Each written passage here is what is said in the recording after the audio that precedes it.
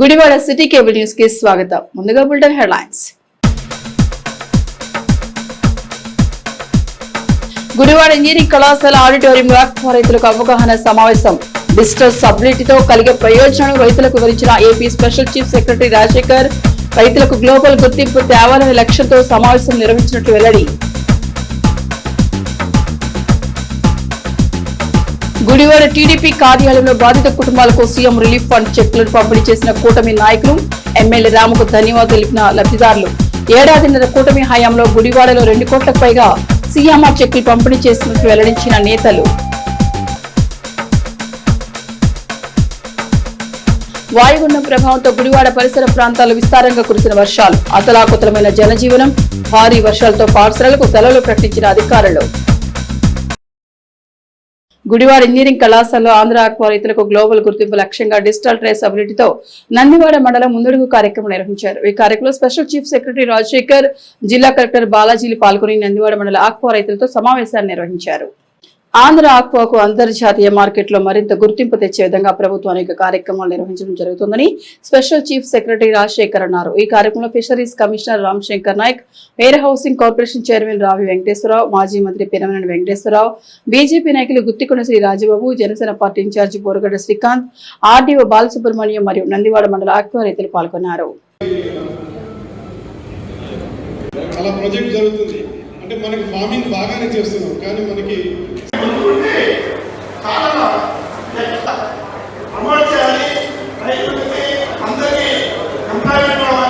రోజు సిఎస్ గారికి కమిట్మెంట్ ఇచ్చారు. అదే కమిట్మెంట్ ప్రకారంగా ఈరోజు ఇంత చక్కగా అరేంజ్ చేయడం జరిగింది.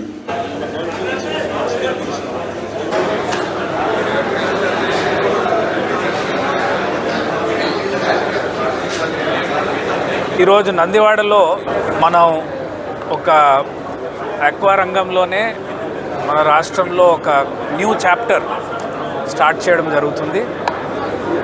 ముఖ్యంగా మనం 100% ట్రేసబిలిటీ, ఎందుకంటే ఇవాళ ప్రపంచం అంతటా కూడా 2 పదాలు మీకు బిజినెస్లో వినిపిస్తున్నాయి. ఒకటి సర్టిఫికేషన్, ఇంకొకటి ట్రేసబిలిటీ. గ్లోబల్లో ఇవాళ ప్రతి కన్జ్యూమర్ కూడా ఏం ఎక్స్పెక్ట్ చేస్తున్నారని అంటే, ఏదైనా కొనేటప్పుడు మాకు ముఖ్యంగా తిండి పదార్థాలకు సంబంధించి, ఫుడ్ ఐటమ్స్ సంబంధించి ఇది ఎక్కడ పండించారు, అది రైస్ కావచ్చు, లేకపోతే వెజిటేబుల్స్ కావచ్చు, ఏదైనా సరే నాకు ఎక్కడ పండించారు, ఆ పండించిన వాతావరణం ఏంటి, అది ఆర్గానిక్గా లేకపోతే ఏ రైతు పండించారు, సర్టిఫికేషన్ ఉందా, ఇవి రాబోయే రోజుల్లో ఇది గ్లోబల్ స్టాండర్డ్ అవుతుంది. కొంతమంది చికెన్ వేస్ట్ని కొంతమంది ఆక్వా రైతులు మరి వాళ్ళ ఖర్చులు తగ్గించడానికి, ఫీడ్ కాస్ట్ తగ్గించడానికి వాడుతున్నారు అనేది మాకు ఇప్పుడే అసోసియేషన్ వాళ్ళు మా దృష్టికి తీసుకొచ్చారు. ఇది చట్టరీత్యా నేరం, ఇది చేయకూడదు, ఎవరు చేయకూడదు. ఆ పేర్లు కూడా మేము తీసుకుంటున్నాం. ఎవరు ఇటువంటి షార్ట్ కట్ మెథడ్స్ ఎవరైతే వాడుతున్నారో వాళ్ళ లిస్టు తీసుకుని వాళ్ళ మీద యాక్షన్ ఇనిషియేట్ చేస్తాం. ఇది ఫస్ట్ వార్నింగ్ కింద తీసుకోవాలి. ఎవరైతే ఇది చేస్తున్నారో వాళ్ళు ఆపాలి. ఇది మంచి పద్ధతి కాదు.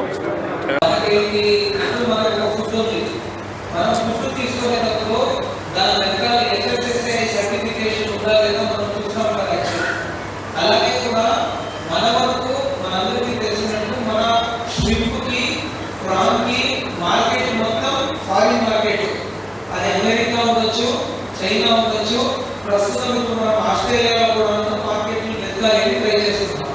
ఇప్పుడు మనం ఒక ప్రోడక్ట్ని అమ్మాలి అంటే ఆ దేశంలో ఉన్న నిబంధనలకి సరిపడినట్టు మనము కల్చర్ చేయాలి.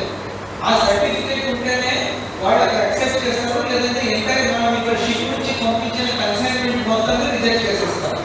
కరెక్ట్ గా యాక్చువల్లీ మీకు కూడా చాలా మంది తెలుసు. కానీ ఇప్పుడు రాను నిబంధనలు సీరియస్ అవుతూ మీరు కల్చర్ అనేది కరెక్ట్గా చేసినప్పటికీ కూడా ఎవరో ఒకరు ఆ కల్చర్ కరెక్ట్గా చేశారు అని దానికి ఒక సర్టిఫికేట్ ఇవ్వకపోతే మీ కన్సైన్మెంట్ అక్కడ యాక్సెప్ట్ అవ్వదు. First point. రెండో అంశం ఏంటి అంటే, మనకే తెలియనట్టు చాలా వరకు ఆక్వా ఫార్మ్ ఏంటి, నేను మీటింగ్స్ పెట్టినప్పుడు నాకు ఆక్వా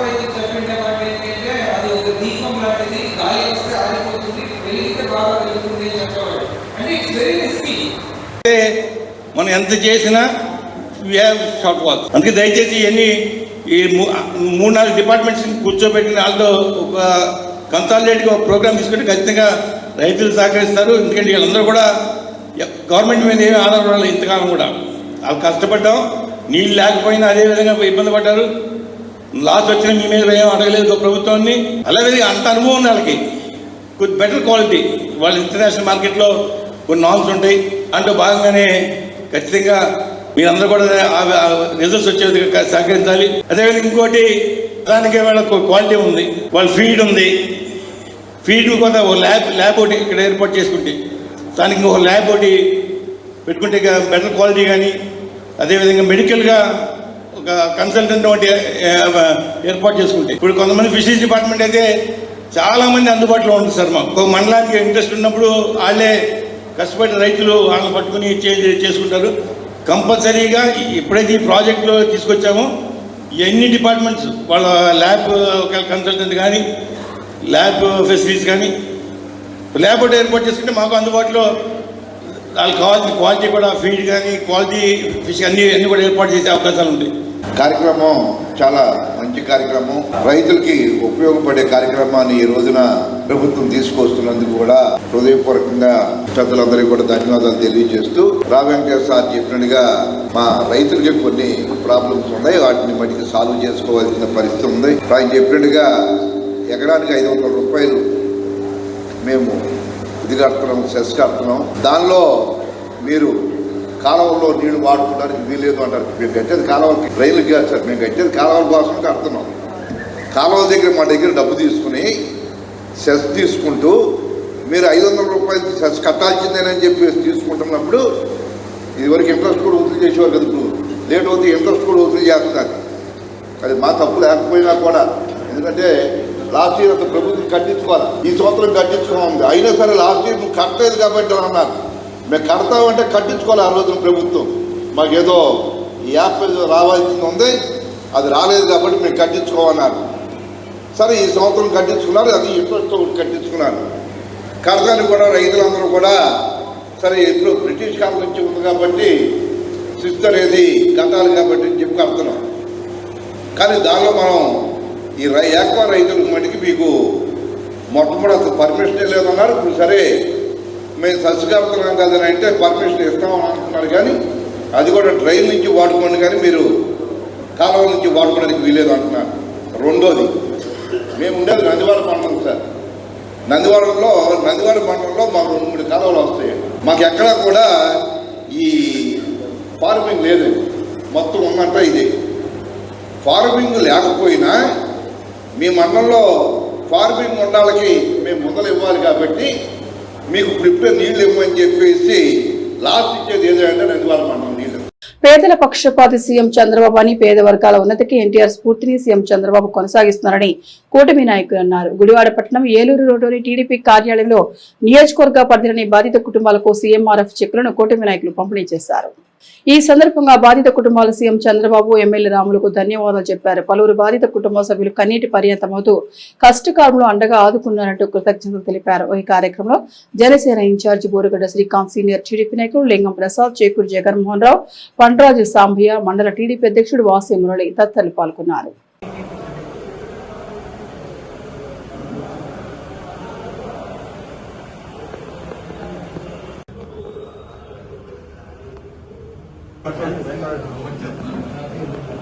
తెలుగు సుభద్ర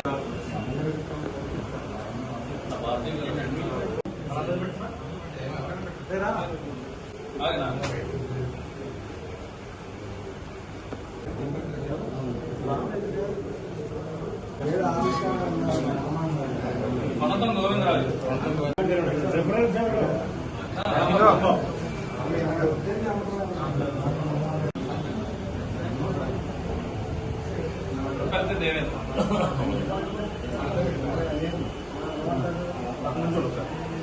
అందరికీ నమస్కారం. రోజు గుడివాడ పట్టణంలోని తెలుగుదేశం పార్టీ కార్యాలయం నందు గౌరవ శాసనసభ్యులు వెనిగండ్ల రాము గారి ఆధ్వర్యంలో సీఎం రిలీఫ్ ఫండ్ చెక్ను పంపిణీ చేయడం జరిగింది. సుమారుగా 15 మందికి 9 లక్షల రూపాయల విలువైన చెక్కులను ఈరోజు పంపిణీ చేయడం జరిగింది. అలాగే ఈ సంవత్సరన్నర కాలంలో చూస్తే కనుక 3 కోట్ల రూపాయలు ఈ రోజున సీఎం రిలీఫ్ ఫండ్ ద్వారా కానీ ఎల్ఓసీల ద్వారా కానీ గౌరవ శాసనసభ్యులు వెనిగండ్ల రాము గారి ఆధ్వర్యంలో ఇవ్వడం జరిగింది.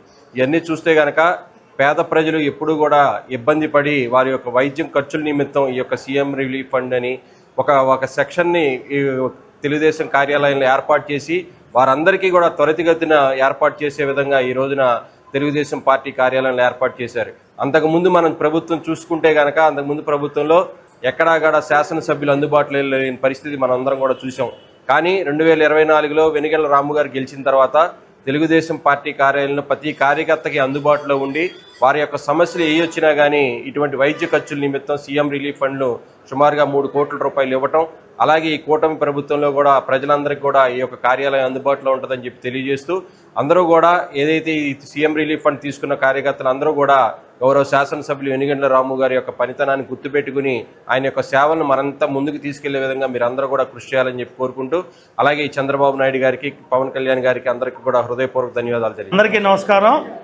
ఈరోజు తెలుగుదేశం పార్టీ ఆఫీసులో ఎందుకంటే అనారోగ్యంతో బాధపడుతున్నటువంటి వాళ్ళు, అలాగే ఆరోగ్యం సరిగ్గా లేక మా ఎమ్మెల్యే గారు మా ప్రియతమ నాయకుడు వెనిగండ్ల రాము గారి దగ్గరికి వచ్చి అయ్యా మా పరిస్థితి ఇది అంటే ఆయన వెంటనే స్పందించి ఎల్ఓసీలు కానీ అలాగే సీఎం రిలీఫ్ ఫండ్లు కానీ చంద్రబాబు నాయుడు గారి దగ్గరికి తీసుకెళ్ళి ఆయన వ్యక్తిగతంగా ఆయనతో మాట్లాడి ఆయన ఎంతోమందికి కోట్లలో ఆయన, ఎందుకంటే ఈ సంవత్సరాల ప్రభుత్వం వచ్చి సంవత్సరాల్లో దాదాపుగా 3 కోట్ల రూపాయల దాకా సీఎం రిలీఫ్ ఫండ్ల కింద ఆయన పేద ప్రజలకు ఇప్పించారు. అలాగే ఈరోజు జరిగిన కార్యక్రమంలో పేదవాళ్ళకి అనారోగ్యంగా ఇబ్బంది పడుతున్న వాళ్ళు రూపాయలు ఖర్చు పెట్టుకుని అప్పు తీసుకొచ్చి ఖర్చు పెట్టుకుని కట్టుకోలేని పరిస్థితిలో ఉండే ఎమ్మెల్యే గారి దగ్గరికి వచ్చి ఆయన అడిగితే ఆయన వెంటనే సీఎం రిలీఫ్ ఫండ్ ఓకే చేయించి అది మళ్ళీ ఆఫీస్కి పంపించి ఇక్కడ స్టాఫ్ ద్వారా వెంటనే పని అయ్యేలాగా చేసి ఒక్కొక్కరికి దాదాపుగా 2 లక్షలు 3 లక్షలు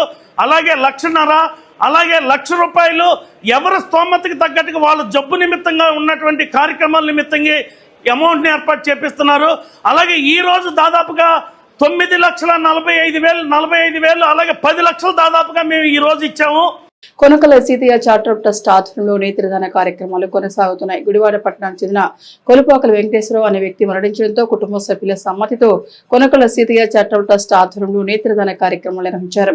విజయవాడ ఎల్వి ప్రసాద్ ఆసుపత్రి నిపుణులు వెంకటేశ్వరరావు నేత్రాలను సేకరించారు. నేత్రదానం చేయడం ద్వారా మరణించిన తర్వాత కూడా ఇద్దరి జీవితాలు వెలుగుతూ జీవించే ఉండవచ్చని, నేత్రదానంపై ప్రతి ఒక్కరు అవగాహన కలిగి ఉండాలని ట్రస్ట్ చైర్మన్ కొనకల సీతయ్య పేర్కొన్నారు.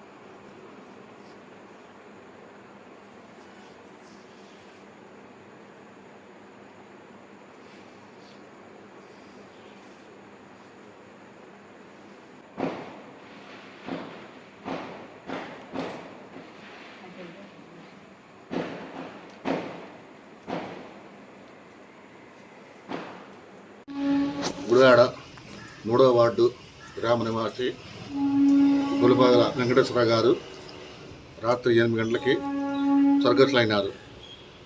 వెంటనే వారి మేనల్డ్ జాలాది నాగేశ్వరరావు ఫోన్ చేసి మా అమ్మాయి గారు చనిపోయారండి, నేత్రదానం చేపిద్దామండి అని చెప్పగానే వాళ్ళ అబ్బాయిలు కూడా అనుమతి తీసుకోమంటే వాళ్ళ అబ్బాయితో కూడా మాట్లాడించి వాళ్ళ అనుమతితో అంగీకారంతో ఎల్బీ ప్రసాద్ హాస్పిటల్ వారికి తెలియజేశాను. వారు వెంటనే రాత్రి 11 గంటలకు వచ్చి 2 నేత్రాలు సేకరించారు. ఈ నేత్రాలు 2 కూడా నలుగురికి అందులకి ఆపరేషన్ చేస్తే వెలుగు వస్తుంది. ఇదివరకు 2కి వచ్చేది, ఇప్పుడు నలుగురికి వస్తూ ఉంది. నలుగురికి టెక్నాలజీ పెరిగిందని వాళ్ళు నలుగురికి వస్తుంది. ఇప్పుడు ఆయన చనిపోయినా కూడా ఆయన నేత్రాలు సజీవంగా ఉంటాయి. కానీ ప్రతి ఒక్కరు కూడా నేత్రదానం చేయించండి. నేత్రదానం చేస్తే ఏంటి లాభం, చేయబోతే నష్టం ఏంటనేది మీకు వివరంగా చెబుతాను. చేసినందువల్ల ఇప్పుడు ఆయన నేత్రాలు నలుగురికి సజీవంగా ఉంటాయి. అదే కానీ ఇవ్వకపోతే పాతి పెడతాం, దానం చేయడం అవుతుంది. దాంట్లో బట్టలు గెలిచిపోతే కానీ దానివల్ల ఉపయోగం లేదు. ఇలా చేసినందువల్ల నలుగురికి చూపు వస్తుంది. కాబట్టి ఈ నేత్రం చనిపోయిన తర్వాత వ్యక్తికి అది నేత్రదానం చేస్తే గుడ్లని పీకేస్తారేమో, స్నానానికి ఇబ్బంది ఏమో అని చాలామంది అభిప్రాయాలు పడతారు. అవన్నీ తప్పు. అది మీ అభిప్రాయాలు కాదు, అలా కాదు. చూశారు కానీ కానీ మాత్రం తిప్పుతారు, కన్నుగా ఉంటుంది. స్నానానికి చేయడం కానీ పూజలు కానీ తీసుకెళ్ళడం కానీ ఎటువంటి ఇబ్బంది లేదు. కనుక ప్రతి ఒక్కరు గమనించి మరి ప్రతి ఒక్కరు కూడా నేత్రదానం చేయాల్సిందే కోరుతున్నాం. ఈ నేత్రదానం చూపులకి అందరికి చూపు రావాలంటే చనిపోయిన నేత్రాలు ఉంటేనే చూపు వస్తుంది. లేకపోతే నేత్రం కృత్రిమ కనిపెట్టి చూపు వచ్చే పద్ధతి ప్రపంచంలో ఇంతవరకు ఏ శాస్త్రవేత్త కనిపెట్టలేదు. ఇప్పుడు భారతదేశంలో అందులో వేలాది మంది ఉన్నారు. అలా వేలాది మంది అందులో ఎప్పుడు ఆపరేషన్ చేస్తే ఎదురు చూస్తూ ఉంటారు. అలాంటి వారికి శుభవార్త. కనుక మీరు అపోహలు పోకుండా మీరు బంధువులు కానీ మీ స్నేహితులు కానీ మీ కుటుంబ సభ్యులు ఎవరైనా చనిపోయినప్పుడు వెంటనే మాకు తెలియపరచండి. మాకు తెలియపరిచి మేము విజయవాడ హాస్పిటల్ వారు తెలియపరిస్తే వెంటనే వచ్చి వారి నేత్రాలు సేకరిస్తారు. కనుక ప్రతి ఒక్కరూ గమనించి ఈ నేత్రదానం చేయించండి. మీరు ఈ నేత్రదాన కార్యక్రమం చాలా పుణ్య కార్యక్రమం. ఈ నేత్రదానం చేసిన వ్యక్తి మరి దానికి ఎంతో పుణ్యం అని దాన్ని చెప్పడానికి లేదని చెప్పి పండితులు చెప్తున్నారు. వారికి సరాసరి స్వర్గానికి వెళ్తారని చెప్పి వాళ్ళు చెబుతున్నారు. కనుక ఈ విషయం గురించి చనిపోయిన వ్యక్తికి స్వర్గానికి వెళ్ళడానికి ఎక్కడ కొలువ వెంకటేశ్వర ఎక్కడ కూడా వారి ఆత్మకి శాంతి కలగాలని కోరుతూ మీ అందరిగా సెలవు తీసుకుంటూ మరి మా నెంబర్కి ఫోన్ చేయండి. సెల్ నెంబర్కి 9346334954కి ఫోన్ చేస్తే మేము అందుబాటులో ఉండి వాళ్ళని పంపిస్తాము. తప్పకుండా కూడా మీరు నేత్రదానం ప్రోత్సహించండి, చేయించండి. సెలవు. బంగాళాఖాతంలో ఏర్పడిన వాయుగుండం ప్రభావంతో గుడివాడ పరిసర ప్రాంతాల్లో గురువారం ఉదయం నుండి ఎడతెరిపిన భారీ వర్షాలు కురిశాయి. విరామం అనేది లేకుండా కురిసిన వర్షంతో జనజీవనం స్తంభించిపోయింది. భారీ వర్షాల దృష్ట్యా గురువారం విద్యాసంస్థలకు కలెక్టర్ బాలాజీ సెలవు ప్రకటించారు. జిల్లా వ్యాప్తంగా అన్ని తహసీల్దార్, ఆర్డీఓ కార్యాలయాల్లో కంట్రోల్ రూమ్లు ఏర్పాటు చేశారు. మరో 3 రోజులు వర్షాలు కురవనున్న నేపథ్యంలో ప్రజలందరూ అప్రమత్తంగా ఉండాలని అధికారులు సూచించారు.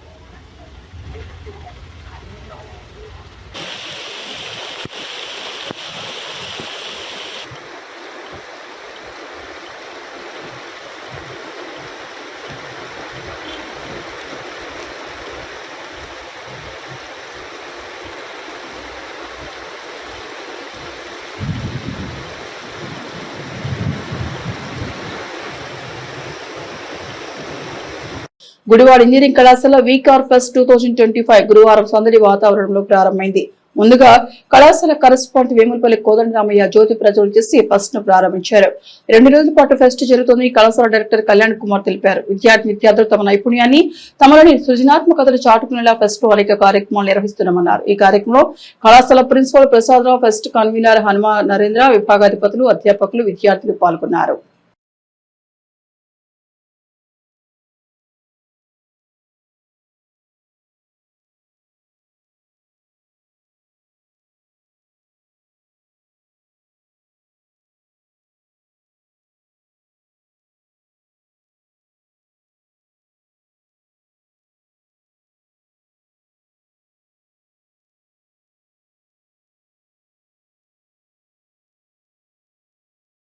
నమస్కారం అండి. నా పేరు doctor SHV Prasadarao, principal VKR VNP and AGK college of engineering Gudivada.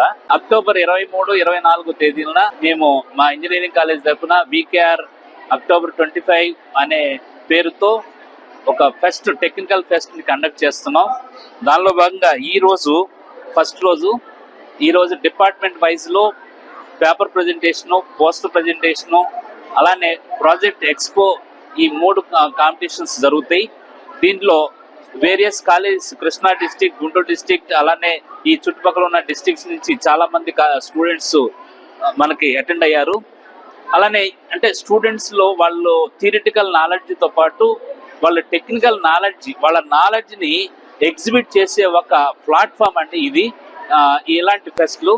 అలానే ఈ స్టూడెంట్స్ వాళ్ళు నేర్చుకున్న ఈ టెక్నాలజీని ఎలా వాడాలి, ఎలా దాన్ని మాడిఫై చేసి ఈ సామాన్య ప్రజలకు ఎలా అవసరమో ఆ టెక్నాలజీ ఎలా ఉపయోగపడుద్దో అనే ఒక దీనిలో ఆ ఇన్నోవేషన్ స్టూడెంట్స్కి రావాలనే ఉద్దేశంతో మేము పెట్టాం. అలానే వాళ్ళు చదువుతో పాటు రిమైనింగ్ యాక్టివిటీస్లో కూడా వాళ్ళు ఉత్సాహంగా ఉండాలని చెప్పేసి మేము బ్రేక్ ది క్వరీ అనే కాంపిటీషన్ రేపు కండక్ట్ చేస్తున్నాం. అలానే crack the code, kick off, అదిదే మీమ్, ఎలిమెంట్ హ్యాండ్, అలానే మనం కౌన్ బనేగా కరెక్ట్ ఎలా చేస్తామో మేము ఏం చేస్తున్నామంటే అలాంటి సీక్వెన్స్లోనే కౌన్ బనేగా స్మార్ట్ ఫోన్ పతి, అంటే ఎవరైతే దాంట్లో విన్ అవుతారో వాళ్ళకి మేము ఒక స్మార్ట్ ఫోన్ని బహుమతిగా ఇస్తాం ఆ స్టూడెంట్స్. సో దానిలో మేము అడిగే క్వశ్చన్స్ ఎలా ఉంటాయంటే టెక్నికల్గా ఉంటాయి, జనరల్ నాలెడ్జ్ ఉంటాయి. సో అన్ని రకాల క్వశ్చన్స్ ఉంటాయి. కాబట్టి స్టూడెంట్స్ దానిలో ఎక్కువ పార్టిసిపేట్ చేయాలి అని నేను కోరుకుంటున్నాను. కృష్ణా జిల్లా పామర్లో కూటమి నేతలతో కలిసి వర్ల కుమార్ రాజా మద్యం దుకాణాలు పర్యటించారు. ఎక్సైజ్ సురక్ష యాప్ ద్వారా దుకాణాలు లెక్కర్ బాటిల్ సీల్ కోడ్ ను ఎమ్మెల్యే కుమార్ రాజా తన మొబైల్ ద్వారా స్కాన్ చేశారు. యాప్ ద్వారా వచ్చిన బాటిల్ వివరాలను ఆయన మీడియాకు చూపించారు. సురక్ష యాప్ పై ప్రజల అవగాహన కల్పించేందుకే మద్యం దుకాణాలు పర్యటించినట్లు ఎమ్మెల్యే కుమార్ రాజా వెల్లడించారు.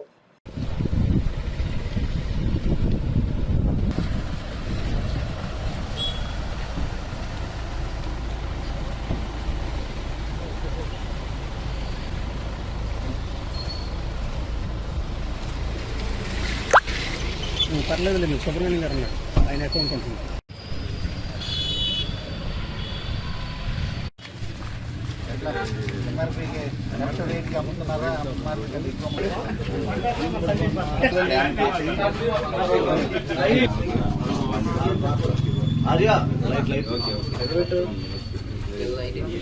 రమేష్ కార్లో చూడు.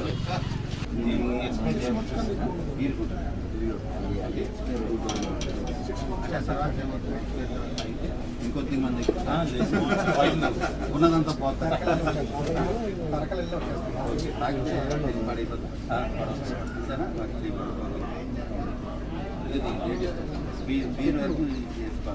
ఇక మిగిలినన్ని కూడా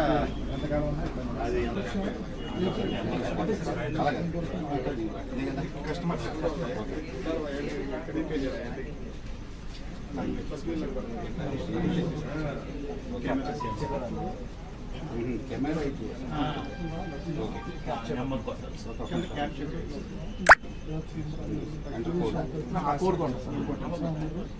నమస్కారం. ఈరోజు పామర్ టౌన్లోని వైన్ షాప్కి వచ్చాం. ఈ షాప్ పేరు పుష్ప వైన్స్కి వచ్చాం. మరి నాణ్యత కలిగిన మద్యం, ఎటువంటి ఏదైతే గత 5 సంవత్సరాల్లో చూసాం మనం, నాసిరకమైన మద్యము, లేకపోతే ఆరోగ్యానికి ప్రమాదకరమైన నాసిరక రసాయనాలు వాడి ప్రజలకి ప్రమాదకరంగా వారి ఆరోగ్యంతో చెలగాటమాడి వారి ప్రాణాల మీదకి తీసుకొచ్చే మద్యం కాకుండా ప్రభుత్వం ఒక జవాబుదారీతనంతో ఒక బాధ్యతతో బార్కోడ్ వ్యవస్థ తీసుకొచ్చి దీన్ని మనం స్కాన్ చేస్తే ఏదైతే సురక్ష యాప్ ద్వారా ఆ యాప్ డౌన్లోడ్ చేసుకొని స్కాన్ చేస్తే ప్రతి బాటిల్ దాని యొక్క బ్రతుకుని ఈ డీటెయిల్స్ ఈ యాప్ ఇస్తుంది. ఫర్ ఎగ్జాంపుల్ ఇప్పుడు నా ముందున్న ఓల్డ్ అడ్మైరర్ బాటిల్ నేను స్కాన్ చేశాను.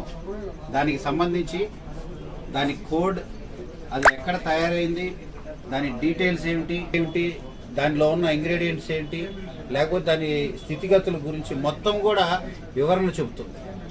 ఎంత బాధ్యతతో జవాబుదారీతనంతో ఈ ప్రభుత్వ పరిపాలన, అదేవిధంగా ఈ ఎక్సైజ్ పాలసీ, అదేవిధంగా మద్యం ఏ రకంగా ఒక బాధ్యతగా ఎవరి ప్రాణాలకి ఇబ్బంది లేకుండా ఎవరైతే మద్యాన్ని సేవిస్తున్నారో వారి ఆరోగ్యాన్ని కూడా దృష్టిలో పెట్టుకొని చాలా జాగ్రత్తగా వ్యవహరిస్తున్న బాధ్యత కలిగిన ప్రభుత్వం ఈరోజు ఈ కూటమి ప్రభుత్వం. అందుకనే నాయకులం, కూటమి నాయకులం, ఎమ్మెల్యే అయిన నేను అందరం కూడా ప్రతి షాపుకి వెళ్ళి వినియోగదారులకి ఏదో కొనుగోలు చేసే వాళ్ళందరికీ కూడా ఒక జవాబుదారీతనంతో బాధ్యతతో ఇది అర్థమయ్యే రీతిలో చెప్తున్నాం.